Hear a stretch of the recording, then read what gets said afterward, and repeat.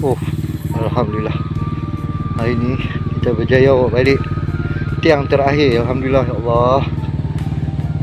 Tiang terakhir. Jadi tak payah fikir dah. Kalau yang ada yang lain-lain tu senang lah, mudah lah.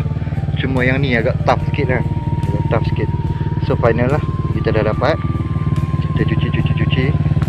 Nampak? Ada dengan motor ya. Semua dengan motor ya. Tu. Ini teras ni, teras. Berat lah, 40 kilo. Alhamdulillah. Cukup tiang untuk beban. Kita start. Untuk punggah lah, tengah tu kita punggah. So, kita tanam. Siap. Bermula lah.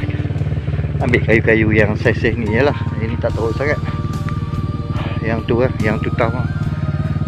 So motor ni memang berjasa lah. Motor ni memang berjasa.